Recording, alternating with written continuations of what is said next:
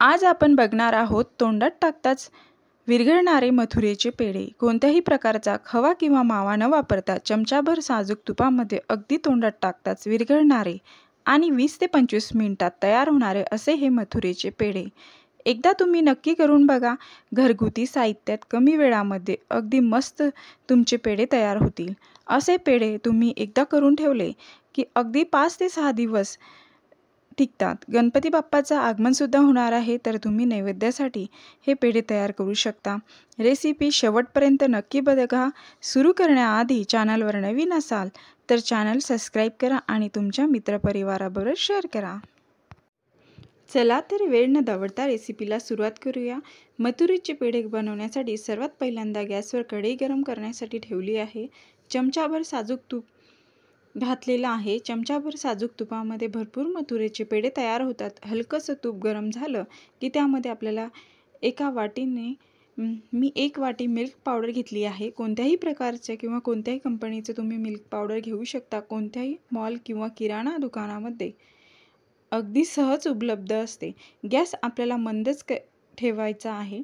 अगदी तळापासून परतत राहायचं आहे। आपल्याला हे छान भाजून घ्यायचं आहे। मिल्क पावडर खूप जास्त नाजूक असल्यामुळे याला सतत परतत राहायचं आहे। आपल्याला अजिबात तसंच सोडून द्यायचं नाही आहे, सारखं आपल्याला हे परतत राहायचं आहे। तर कलथ्याच्या सहाय्याने तळापासून परतत राहायचं आहे। आपल्याला हे छान भाजून घ्यायचं आहे। साधारण 5 ते 6 मिनिटानंतर याचा थोडासा रंग हलकासा रंग बदललेला दिसेल। जसजसे हे भाजत जाल तसतसे याचा रंग बदलत जातो। इथे आता मला 6 ते 7 मिनिटं झालेले आहेत। मी हे परतत आहे। याचा थोडासा रंग बदलत आहे, थोडासा बदामी रंगावर हे आलेला आहे। येथे आता 6 ते 7 मिनिटानंतर बघू शकता याचा थोडासा रंग बदामी आलेला आहे। याचा रंग बदललेला आहे। याला असंच आपल्याला न करपवता मस्त खरपूस भाजून घ्यायचं आहे। हे भाजत असताना करपणार नाही याची आपल्याला काळजी घ्यायची आहे। त्यासाठी आपल्याला गॅस मंदच करण्याचं गरजेचं आहे। अगदी मंद आचेवर साधारण 10 मिनिटांनी बदामी रंगावर छान परतून घेतलेला आहे। आता या स्टेजला सेम वाटीने गरम करून कोमट केलेलं दूध घेतलेलं आहे। पण दूध एकदम न घालता लागेल तसं थोडं थोडं घालायचं आहे, नाहीतर याच्या पटकन गुठळ्या तयार होतात। थोडंसं दूध घालायचं आहे आणि आपल्याला कलथ्याने छान मिक्स करून घ्यायचं आहे। दूध घातल्यानंतर याचा रंग थोडासा डार्क चॉकलेटी झालेला आहे। पुन्हा थोडंसं दूध घालणार आहोत। पुन्हा याच्या गुठळ्या मोडत छान फिरवून घेणार आहोत। छान गोळा व्हायला सुरुवात झाली आहे। उरलेलं सर्व दूध आपल्याला यामध्ये घालून घ्यायचं आहे। एका वाटी मिल्क पावडरसाठी आपण अर्धी वाटी दूध वापरलेलं आहे। गरम करून कोमट केलेलं दूध घेतलेलं आहे आणि हे एकसारखं स्मॅश करत किंवा गुठळ्या मोडत छान करून घेणार आहोत। जसजसं तुम्ही हे करत जाल तसतसं याला छान खव्यासारखं टेक्स्चर आल्यासारखं तुम्हाला दिसेल। गॅस अजूनही मंदच आहे, लक्षात असावं। संपूर्ण हा खवा तयार करेपर्यंत गॅस आपल्याला मंदच ठेवायचा आहे। साधारण एक 15 मिनिट झाली आहे। म्हणजे सुरुवातीचे मिल्क पावडर भाजून आपण 10 मिनिट घेतली होती आणि नंतर मंद आचेवर 5 मिनिट हे दूध घालून आपण हे छान करून घेतलेलं आहे। यामध्ये थोडंसं जायफळ किसून घालू शकता।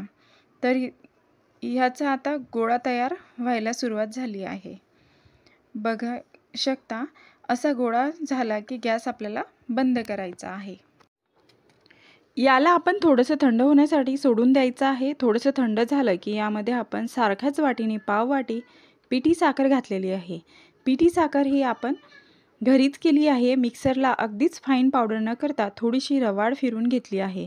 कारण मथुरेचे पेढे असतात ना, ते थोडेसे दाणेदार टेक्स्चर्समध्ये असतात। आपण इथे मिल्क पावडर वापरली आहे, त्यामध्ये सुद्धा साखर असते, त्यामुळे आपण पाववाटी साखर 50 ग्रॅम प्रमाणात वापरली आहे। साखर जर तुम्हाला वापरायची नसेल तर त्याऐवजी तुम्ही गुळाची पावडर कमी अधिक करून वापरू शकता। सेम पद्धतीने खवा बनवायचा आहे, तुम्ही साखर घालू शकता किंवा गुळाची पावडर बारीक बारीक चिरून गूळसुद्धा घालू शकता, तरीसुद्धा चालेल। आणि आता छान हाताने गोळा मळून घेतला आहे आणि बघू शकता अगदी पेढ्याचं पीठ जसं आपण मळून घेतलं आहे त्याचप्रमाणे हे आपण मळून घेतलं आहे. आता आवडीप्रमाणे तुम्ही याची बर्फी करू शकता किंवा छान पेढे करू शकता. पेढे तुम्ही पेढ्याप्रमाणे छान गोल करून असं हे मध्यभागी छोटंसं असे साधे पेढे केले तरीही चालेल. असा बेस वापरून तुम्हाला आवडेल त्या पद्धतीने पेढे तयार करू शकता. आपण मथुरेचे पेढे तयार करणार आहोत. त्यासाठी असे छोटे छोटे गोळे तयार करून घ्यायचे आहेत आपल्याला. आणि आता आपण पेढा तयार करून घेतोय. आता आपण हा थोडा मोठ्या आकारात आणि मी हे असं चौकोनी पेढा तयार करून घेणार आहे. तुम्ही बघू शकता जसं तुम्हाला मोठा किंवा छोटा ज्या आकारात करायचे आहे त्या आकारात तुम्ही करू शकता. आता मी ही रवाड असलेली पिठी साखर लावून घेते आहे आणि पेढा आपण पिठीमध्ये फिरवून घेतला आहे. आपला मथुरेचा पेढा तयार आहे. आता आपण मथुरेचे पेढे करणार आहोत. त्यासाठी असे छोटे छोटे गोळे करून घेणार आहोत. आता जसे तुम्हाला लहान मोठे मध्यम आकाराचे पेढे लागतात तसे गोळे करायचे. एक गोळा छान हातावर गोल गोल करून घ्यायचा आहे आणि हाताने थोडासा लांबट करून घ्यायचा आहे, कारण मथुरेचे पेढे हे थोडेसे चौकोनी आणि थोडेसे लांबट असतात. या पद्धतीने आपल्याला हा पेढा करून घ्यायचा आहे. इथे मी थोडं मोठेच मथुरेचे पेढे करते आहे. तुम्ही छोटे छोटे केले तरी चालेल. दिसायला मस्त कंदी पेढ्यासारखा शेप दिलेला आहे. हवं असेल तर मथुरेचे पेढे तुम्ही करून घेतले तरी सुद्धा चालेल. मथुरेच्या पेढ्याला छान टेक्स्चर छान रवाळ येण्यासाठी आपण याला पिठीमध्ये फिरवून घेतलेला आहे. यावरील आपण जास्तीची पिठी साखर काढून घ्यायची आहे. आपले कंदी पेढे मथुरेचे पेढे तयार आहेत. घेतलेल्या साहित्यात साधारण 10 ते 12 मथुरेचे मोठ्या आकाराचे पेढे तयार होतात. तुम्ही छोटे छोटे कराल तर जास्त होतील. प्रसादासाठी किंवा नैवेद्यासाठी हे पेढे तुम्ही नक्कीच करून बघा. अगदी तोंडात टाकताच विरघळणारे अगदी झटपट होणारे हे पेढे तयार झालेले आहेत. गणपती बाप्पा येणार आहे. गणपती बाप्पाच्या नैवेद्यासाठी सुद्धा तुम्ही हे पेढे तयार करू शकता. जसे हे पेढे तुम्ही करून ठेवू शकता. 5 ते 6 दिवस हे फ्रीजच्या बाहेर व्यवस्थित राहतात. आजची ही रेसिपी आवडली असेल तर नक्की चॅनलवर नवीन असाल तर सबस्क्राईब करा. चला तर भेटू नवीन रेसिपीसोबत. तोपर्यंत धन्यवाद.